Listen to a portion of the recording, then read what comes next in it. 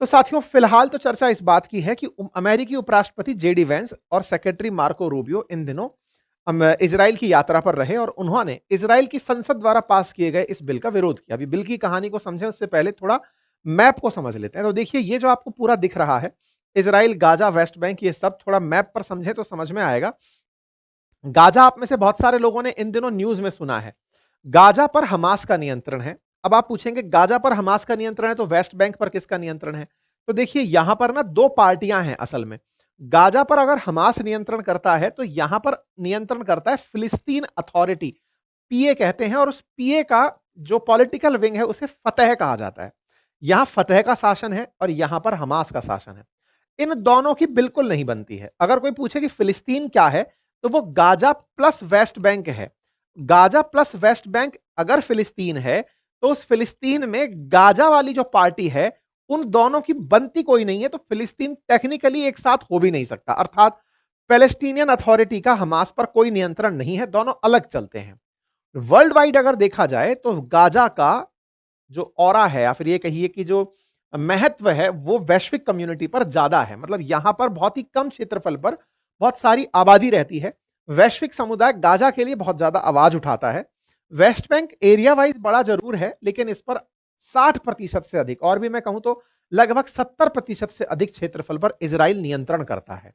Already इसके 70% क्षेत्र को यह नियंत्रण करता है। बस दुनिया को दिखाने के लिए यहां पर मैप ऐसे बना रखा है। जब भी आप वर्ल्ड मैप उठाकर देखेंगे तो दिखाया ऐसे जाता है कि ये वेस्ट बैंक है। ये जो आप देख रहे हैं इसके इतना अंदर तो मैं जाके खड़ा हुआ हूं, जबकि मैं तो गया था इस पासपोर्ट पर कि मुझे इजराइल जाना है, मैं इजराइल गया था। लेकिन इजराइल में जाकर के मैं लगभग इस जगह पर जाकर खड़ा हुआ हूं, प्रॉपर अंदर जाकर के, यानी फिलिस्तीन में। तो क्योंकि इजराइल ने उस पर पूरा कंट्रोल कर रखा है, इजराइल की फोर्सेज आपको वहां लेकर जाती हैं, मुझे भी लेकर गई थी। ठीक है साहब, यहां पर आप गाजा देख रहे हैं। इस गाजा के इतने से टुकड़े को लेकर दुनिया संशय कर, मतलब दुनिया में पूरा की पूरा मसला फैला हुआ था। इन लोगों ने वेस्ट बैंक पर नियंत्रण का आधिकारिक रूप से अनाउंसमेंट कर दिया। आधिकारिक रूप से अनाउंसमेंट को समझेंगे, लेकिन एक बार गाजा का पीस प्लान फिर से मैं याद दिला दूं। ट्रंप ने नेतन्याहू के साथ मिलकर के मुस्लिम देशों को यह आश्वस्त किया था कि चिंता मत करो, गाजा के अंदर से इजरायली सेनाएं हट जाएंगी। देखो ये जो येलो लाइन आप देख रहे हैं ना, इस येलो लाइन तक ही इजरायली सेनाएं पीछे हटी हैं। इस पीस प्लान के अंदर जो बातें हुई थी, जिसके तहत बंधकों को रिहा किया गया था, डेड बॉडियों को रिहा किया गया था, साथ ही साथ में जो फिलिस्तीनी गिरफ्तार थे इजराइल के पास उन्हें वापस भेजा गया था। अभी भी कहा जा रहा है कि टोटल मिलाकर के 20 जिंदा और 15 मरे हुए लोग भेजे गए हैं। 48 में से 13 अभी भी गाजा के पास कंट्रोल में है, यानी कि 13 मृत शरीरों को अभी भी हमास ने अपने नियंत्रण में ले रखा है। ये जो क्षेत्र आप देखते हैं ना, यानी कि गाजा पट्टी का भी लगभग अब इन्होंने आधा क्षेत्र इजरायली फोर्सेज ने कंट्रोल में कर रखा है। येलो लाइन तक इजराइल की सेनाएं पीछे आ गई हैं। आगे वाला जो फ्रंट से क्षेत्र आप देख रहे हैं, ये वाला जो क्षेत्र आप देखते हैं, इस क्षेत्र पर टेक्निकली अभी कंट्रोल नहीं है इजरायली फोर्सेज का। यही एक तरह का पीस प्लान समझ करके हमास खुश है, आप ऐसे समझिए। लेकिन बचे हुए क्षेत्र पर अभी इजरायली फोर्सेज जमी हुई हैं। टेक्निकली वो पहले यहां तक हुआ करती थी, अब वो येलो लाइन तक है। ये बात मीडिया में कुछ इस तरह से निकल कर आती है। ये जो रेड डॉट्स आपको मैप पर दिख रहे हैं, ये इजरायली फोर्सेज हैं। शायद आप विजिबल ना हो तो आप इसे थोड़ा सा जूम करके देखिएगा। रेड डॉट्स जितने भी हैं ये इजरायली फोर्सेज यहां पर हैं। और एक बात, पीस प्लान में यह डिसाइड हुआ था कि इजरायली फोर्सेज गाजा पर हमला नहीं करेंगी। रिपोर्ट है कि 19 तारीख को दोनों लोगों ने अपने अपने सीज फायर तोड़ दिए और यहां पर एयर स्ट्राइक की गई। गाजा के अंदर खान यूनुस क्षेत्र में इजराइल के द्वारा एयर स्ट्राइक की गई। ये तस्वीरें आपके सामने हैं। यानी कि पीस प्लान दुनिया को दिखाने के लिए ट्रंप ने किया जरूर था। इजराइल अभी भी अपने दुश्मनों को निशाना बना रहा है, जीवित लोगों को ला चुका है। 13 डेड बॉडी अभी भी हमास के कंट्रोल में है। इजराइल का कहना यह है कि तुमने अभी तक पीस प्लान माना ही कहां है, इसलिए हम अपने काम को जारी रख रहे हैं। खैर, दुनिया को अच्छे से पूरी मीडिया अटेंशन के साथ में बेवकूफ बनाया जरूर गया था, ताकि यूरोप जो प्रेशर क्रिएट कर रहा था इन देशों पर कि इजराइल और फिलिस्तीन को हम मान्यता देंगे, फिलिस्तीन को हम मान्यता देंगे, उस प्रेशर को पूरी तरह से ट्रंप ने साइडलाइन करते हुए इजराइल को विजेता घोषित कर दिया। या फिर यह कहिए कि मुस्लिम वर्ल्ड देशों से कहा कि देखो तुम्हारे लिए मैं गाजा के साथ में हाथ मिलाने को तैयार हूं, गाजा सरवाइव करेगा लेकिन हमास को यहां से जाना होगा, ऐसा कह के पीस प्लान कराया। लेकिन सही मायने में कुछ नहीं है। लेकिन जब ट्रंप को यह पता चलता है कि एक तो हमास शर्तें नहीं मान रहा है, दूसरी तरफ से इजराइल भी शर्तें नहीं मान रहा है, यह बात कैसे हुई? हुआ क्या, 21 तारीख के दिन जेडी वेंस, यानी कि दिवाली के अगले दिन जेडी वेंस इजराइल की यात्रा पर गए। इज़राइल की यात्रा पर गए, बड़े खुश होकर के पहुँचे। उसी दौरान इज़राइल की संसद, जैसे हमारी संसद को आप संसद या पार्लियामेंट कहते हैं, ऐसी इज़राइली संसद को नेसेट कहा जाता है। हमारी संसद के अंदर लोकसभा और राज्यसभा है, ऐसे इनकी संसद लोकसभा, राज्यसभा इन सब के अंदर सांसदों की संख्या 543 एंड ऑल है। ऐसे ही इनकी संसद में सदस्यों की संख्या 120 है। 120 में बहुत सारी पार्टियां हैं। नेतन्याहू जिस पार्टी से आते हैं उस पार्टी का नाम लिकुड पार्टी है। 120 में से जिसके पास 60 से अधिक सीटें होंगी उसका शासन होगा। तो नेतन्याहू की पार्टी के साथ जिनका गठबंधन है उनकी सरकार है। इन 120 सदस्यों में से लिकुड पार्टी यानी नेतन्याहू की पार्टी का जिनको समर्थन है, उन सभी पार्टियों ने एक तरीके से समझिए कि गठबंधन का धर्म नहीं निभाया। मैं ऐसा क्यों बोल रहा हूं, आइए आपको बताता हूं। वैंस जब पहुंचे तो वैंस के पहुंचते ही उनकी संसद में एक बिल आ जाता है। वैंस इजराइल घूम रहे हैं, इसी बीच में उनकी नेसेट में एक बिल आता है और उस बिल में यह कहा जाता है कि इजराइल वेस्ट बैंक को आधिकारिक रूप से अपना बनाएगा। अब ये लाइन सुनते ही थोड़ी-सी मतलब अटपटी ज़रूर लगेगी। इज़राइल वेस्ट बैंक को आधिकारिक रूप से अपना बनाएगा, इसका मतलब क्या है? इसका मतलब तो यही हुआ कि फ़िलिस्तीन का जो हिस्सा है वेस्ट बैंक का, वो फ़िलिस्तीन का हिस्सा नहीं रहेगा। फिर से मैं दिखा दूँ, ये रहा वेस्ट बैंक। इसमें कहानी क्या है कि ये जो वेस्ट बैंक वाला एरिया है ना, इसको इज़राइल के लोग अपना ही मानते हैं, ऐतिहासिक और सांस्कृतिक विरासत के रूप में। उनका मानना है कि ये क्षेत्र ऐतिहासिक रूप से हमारा ही है। इस जगह पर वो जूडिया और सामरिया करके 2 जगह हैं, उनको ही अपने इतिहास के कल्चर में ढूँढते हैं। बोले ये कभी था ही नहीं फ़िलिस्तीन का, ये तो था ही यहूदियों का। ये तो पता नहीं कब से लेकर के बीच में इतिहास में ऐसे मुस्लिम आक्रांता आए, जो इस क्षेत्र को लेकर बैठ गए। बोले ये क्षेत्र तो हमारा ही है और इस क्षेत्र को वो जूडिया और सामरिया करके अपना बताते हैं। अभी मैं उस तरफ भी आपको लेकर चलूँगा। अब होता क्या है? इज़राइल की संसद में यानी कि नेसेट में एक बिल आता है। 120 सदस्य हैं, तो आपको क्या लगता है बिल पास करने के लिए टेक्निकली 61 लोग जिसके साथ होंगे उसका बिल पास हो जाना चाहिए। यहां पर एक इंटरेस्टिंग फैक्ट देखने को मिला। 120 सदस्यों की संसद में 25 और 24 से 25 बाई 24 से यानी कि 24 के मुकाबले 25 मतों से एक बिल पास हो जाता है। आप पूछेंगे 120 में से 24 के मुकाबले 25 से बिल पास कैसे हो गया? बाकी लोगों ने वोट ही नहीं दिया। किसने वोट नहीं दिया? नेतन्याहू की पार्टी वालों ने वोट नहीं दिया। अब आप पूछेंगे नेतन्याहू की पार्टी वालों ने वोट क्यों नहीं दिया? यही तो खेला है। ट्रंप नेतन्याहू ये कह रहे हैं कि मेरा किया हुआ नहीं है, अपोजिशन के लोग बिल लाए थे और बिल पास करा ले गए। टेक्निकली नेतन्याहू के बिना क्या ये बिल पास हो सकता था? ये अलग सवाल है। लेकिन फिलहाल के लिए नेतन्याहू दुनिया वालों को क्या बोल रहे हैं कि देखो ये अपोजिशन वाले थे, हम तो उठ करके बाहर आ गए थे, हमारे लोगों ने तो वॉकआउट कर दिया था। इस थोड़ा सा संसद इसकी संसद की संरचना को देखो। ये 120 सांसद हैं, इसमें से सरकार के साथ लिकुड, सास और मफदाल ये सारे के सारे ग्रुप, ऑटजमा, न्यू होप ये सारे ग्रुप मिलकर के 60 सदस्यों का एक ग्रुप बनता है। अपोजिशन के पास भी लगभग 60 ही सदस्य हैं। इनमें से सबसे लास्ट में अपोजिशन के अंदर एक ग्रुप दिख रहा है जिसका नाम है नोआम, एक सीट है। वो एक सीट वाला आदमी बिल ले आता है और उस बिल का नाम है साहब वेस्ट बैंक पर इसराइल का शासन होगा। आप सोचो ये आदमी बिल लाता है और इसके समर्थन में 25 सांसद वोट दे देते हैं, 24 अपोजिशन में वोट देते हैं। आप पूछेंगे भाई साहब बच तो अब भी गए 70 लोग, वो कहां हैं? 71 लोग बच गए, वो कहां हैं? बोले भाई साहब उनने तो वोट ही नहीं दिया। ये तो वो वाली बात हो गई, सरकार कह रही है हमने वोट नहीं दिया, लेकिन सरकार अपोजिशन से भी वो चीज पास करा ले गई जो खुद का भी बिल नहीं फटा, यानी खुद के ऊपर भी आरोप नहीं लगा और सदन से बिल भी पास हो गया। इनकी सदन में किसी भी बिल को कानून बनने के लिए 4 बार उसकी रीडिंग होना जरूरी है, 4 बार उसको पढ़ा जाना जरूरी है।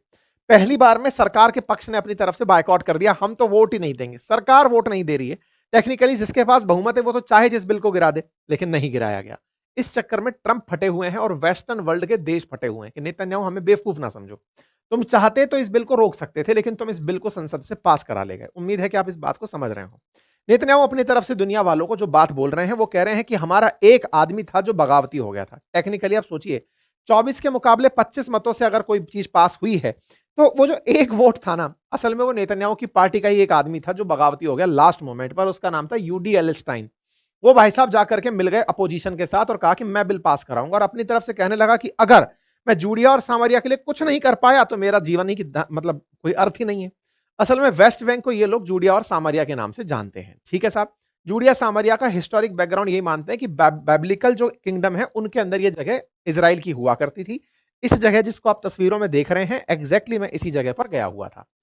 अब थोड़ा-सा वेस्ट बैंक को भी समझ लीजिए। देखिए ये जो पीस प्लान जो बना था ना जिसमें गाजा के साथ में इज़राइल की शांति की बात की गई थी, उसमें वेस्ट बैंक को लेकर के ये माना गया था कि वेस्ट बैंक और गाजा मिलकर के फिलिस्तीन कहलाएँगे। लेकिन सही मायने में वेस्ट बैंक को दुनिया वाले जानते ही नहीं हैं। वेस्ट बैंक जितना बड़ा दिखता है, लगभग 5,500 स्क्वायर किलोमीटर का एरिया है, उस क्षेत्र के लगभग 70% एरिया पर इजराइल का कंट्रोल है। ये जो झंडा लगा आप देख रहे हैं, बिल्कुल ऐसे ही कंट्रोल है।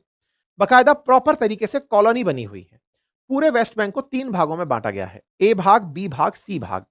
ए भाग वो है जिस पर कि फिलिस्तीनियों का नियंत्रण है, वो 20% के आसपास एरिया है।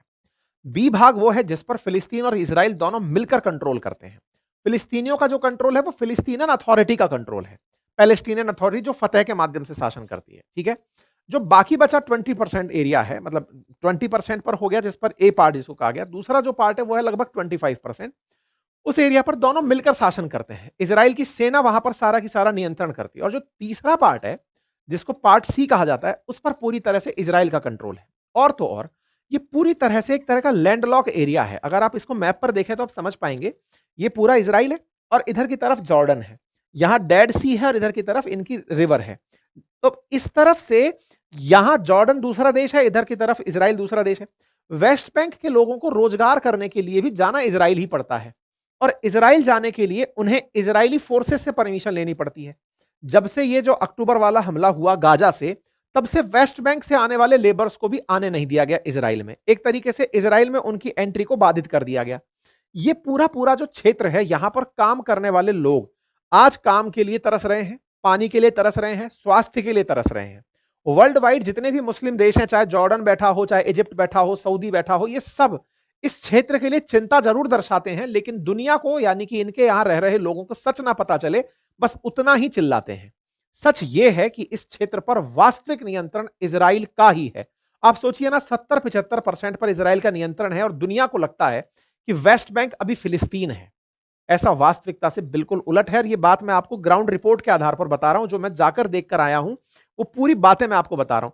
जब इन्होंने ये बिल निकाला तो आप देखिए ना कितनी हिपोक्रेसी है कि दुनिया के ये सारे देश बाहर निकल करके आते हैं। सऊदी अरेबिया बाहर निकल कर आता है, हम इस बात का खंडन करते हैं। कतर बाहर निकल कर आता है, पाकिस्तान बाहर निकल कर आता है, सब लोग विरोध में आ जाते हैं, हम खंडन करते हैं, वेस्ट बैंक पर इजराइल कंट्रोल नहीं करेगा। वास्तविकता में स्थिति ये है जो आप देख रहे हैं ना, ये जो एरिया ए बी सी और सी दिख रहा है, पूरा सी वाला जो एरिया है इस पर कंट्रोल है। अब आप पूछेंगे कि भाई साहब एक बात बताओ, इस पर कंट्रोल है इजराइल का कब हुआ? असल में 1967 में, ये जो जॉर्डन रिवर है ना, जिसके वेस्ट की तरफ से ये बैंक का मतलब किनारा होता है, तो जॉर्डन रिवर असल में डेड सी वाली रिवर है, उसके वेस्टर्न किनारे पर बसी हुई जगह वेस्ट बैंक कहलाती है। रिवर के आधार पर इजराइल ने 1967 का जो युद्ध हुआ था, उसमें इस बॉर्डर तक अपनी रीच बना ली थी, जॉर्डन तक पहुंच गया था वो। तो एक तरह से इजराइल का नियंत्रण 1967 में ही हो गया था इस पूरी जगह पर। लेकिन उसके बाद में हुआ ऑस्लो एग्रीमेंट। उस ऑस्लो एग्रीमेंट के अंदर यह तय हुआ कि इस एरिया को वापस से इजराइल खाली करेगा और खाली करके पीछे लौटेगा। जैसे अभी ये जो पीस प्लान हुआ, इस पीस प्लान में क्या कहा गया कि गाजा के अंदर से इजराइल पीछे हटेगा, लेकिन इजराइल कहां तक हटा? केवल येलो लाइन तक हटा। येलो लाइन तक इजरायली फोर्सेस प्रेजेंट हैं। ऐसे ही कहा गया कि यहां से पीछे हटेगा, लेकिन इजराइल पीछे हटा नहीं। ऑस्लो एग्रीमेंट में, वो 1990s के अराउंड हुआ था। इजराइल इन क्षेत्र के अंदर बरकरार रह गया। आज भी बहुत सारी जो एरिया है उस पर इजरायली नियंत्रण है। यही बात मैं आपको बताने का प्रयास कर रहा हूं। पैलेस्टीनियन अथॉरिटी केवल नाम के लिए है, स्थितियां यहां पर बिल्कुल उलट हैं। आप इससे अंदाजा लगाइए, अभी जो 2023 के अंदर ये 7 अक्टूबर वाला हमला हुआ, इसके बाद में 1000 से ज्यादा लोगों को केवल जांच और पूछताछ के नाम पर इजराइल की फोर्सेस ने मार दिया वेस्ट बैंक के अंदर। यह बात यूएन के अंदर भी उठी। इस पूरी बात को लेकर के एरिया एबीसी का जिक्र भी है, ऑस्लो एग्रीमेंट के अंदर यह दिखाई दिया। इस तरह से इजरायली फोर्सेस पूरे वेस्ट बैंक पर अपना नियंत्रण बनाकर रखती हैं। यहां पर फिलिस्तीनी लोग रोजमर्रा की जिंदगी के लिए भी इजरायलियों पर निर्भर हैं। अंतरराष्ट्रीय स्तर पर यूनाइटेड नेशंस में, यूएनएचआरसी के अंदर यह मुद्दा उठ करके आया कि 1000 फिलिस्तीनियों की जान 7 अक्टूबर के बाद वेस्ट बैंक में पूछताछ के नाम पर जा चुकी है। इतनी ज्यादा यहां पर हिंसाएं और झड़पें हुई हैं। नेतन्याहू ने क्या खेल खेला? अब आप पूछेंगे कि सर 70% से ज्यादा एरिया पर जब इनका कब्जा है ही, तो फिर ये इस तरह का प्रपंच भी क्यों रच रहे हैं? केवल इसलिए ताकि आधिकारिक रूप से दुनिया को अपनी ताकत का एहसास दिलाते रहें कि 70% हमारे पास ऑलरेडी है, 100% पर जब चाहेंगे कब्जा कर लेंगे, बेहतर है कि तुम खुद ही हमको दे दो। ये मतलब वैसी वाली थॉट है। उम्मीद है कि आप इस बात को समझ पा रहे हो। जेडी वेंस की प्रेजेंस में ये खेला करके फिर से इन लोगों ने अपना करतब दिखा दिया। मतलब आप सोचकर देखिए, अमेरिकी उपराष्ट्रपति इजराइल के अंदर है, इजराइल की संसद बिल पास कर देती है, ये कह देती है कि वेस्ट बैंक इजराइल का होगा। तो एक तरीके से इनके चेहरे पर तो तमाचा था। ये बात इन्होंने खुद स्वीकार करी। ये खुद अपने एक इंटरव्यू में बोला कि मैं इसे अपमानजनक मानता हूं, अमेरिका की नीतियों के खिलाफ मानता हूं। अमेरिका ने दुनिया को वचन दिया है कि वेस्ट बैंक पर इजराइल कब्जा नहीं करेगा। इजराइल के मतलब अमेरिका के उपराष्ट्रपति इजराइल आए हुए हैं और आप इस बिल को पास कर दे रहे हैं। इस बात को ये अपनी इंसल्ट के रूप में लेते हैं कि भाई मैं पर्सनली इस पूरी चीज के पक्ष में नहीं हूं। नेतन्याहू से पूछा गया कि ये क्या कर रहे हो, नेतन्याहू कह रहे हैं ये मैंने थोड़ी किया है, अपोजिशन वालों ने किया है। वो तो अपनी तरफ से प्राइम मिनिस्टर ऑफिस का बयान दे दिए और कह दिए कि साहब ये काम मेरा किया हुआ नहीं है, हमारे अपोजिशन के लोगों के द्वारा किया गया। इस पर कम्युनिटी नोट लगा दिया। हालांकि ट्विटर ने कहा कि महाशय आप ये बात गलत बोल रहे हैं, आपकी मेजोरिटी आप चाहते तो आप इस चीज को रोक सकते थे। खैर ट्रंप निकल कर आए। ट्रंप ने कहा तुम मेरी बात पिटवा दोगे यार, अभी लोगों के सामने पता चल जाएगा कि तुम और हम मिले हुए हैं। ट्रंप इनको आकर धमकाते हैं और कहते हैं कि देखो हम पूरी तरह से अपना सपोर्ट तुमसे वापस ले लेंगे अगर तुमने वेस्ट बैंक पर कब्जे का प्लान सोचा। इस बात को समझाने के लिए मार्को रूबियो जो अमेरिका के स्टेट सेक्रेटरी हैं, वो चल करके इजराइल पहुंचते हैं। इजराइल से कहते हैं भैया थोड़ी देर रुक जाओ, उस पीस प्लान को एग्जीक्यूट हो जाने दो। वेस्टर्न वर्ल्ड के लोग हमसे मित्रता के लिए आगे बढ़ रहे हैं, कम से कम कुछ तो आगे चलो। और जो तुम्हारे बंधक अभी भी वहां पर डेड बॉडी के रूप में पड़े हैं गाजा के अंदर, उन्हें तो वापस मंगा लो, तब तक तो मान जाओ। इजराइल लेकिन अपने इरादों से हटेगा नहीं। ये बात मैं आपको पहले भी कह चुका था कि ये दोनों लोग मिलकर के खेल खेल गए वेस्ट इन कंट्रीज के साथ में, अरब कंट्रीज के साथ में। इनका इरादा एकदम क्लियर है। वेस्ट बैंक पर 70% कब्जा ऑलरेडी इजराइल का है। गाजा का भी लगभग आधा हिस्सा इजराइल ले चुका है। जिस तरह से ये आगे बढ़ रहे हैं, आगे बढ़ते बढ़ते गाजा और वेस्ट बैंक को कुछ समय बाद में शायद ये मैप पर केवल याद के रूप में रखेंगे, जिस तरह से ये हरकतें चल रही हैं। फिलहाल के लिए इतना ही। बाकी आप लोग इसे कैसे देखते हैं जरूर कमेंट बॉक्स में बताइएगा। चैनल पर नए हैं तो सब्सक्राइब कर लें और दिवाली ऑफर का आखिरी समय है, आप जाकर के अपने लिए अपने ऑफर का लाभ ले लें। हमारे हैंड रिटन नोट्स उपलब्ध हैं हमारे कोर्स के साथ, जिसको मैंने हिस्ट्री, ज्योग्राफी, पॉलिटी, इकोनॉमी को पढ़ाया हुआ है अपनी पाठशाला एप्लीकेशन पर। Thank you so much.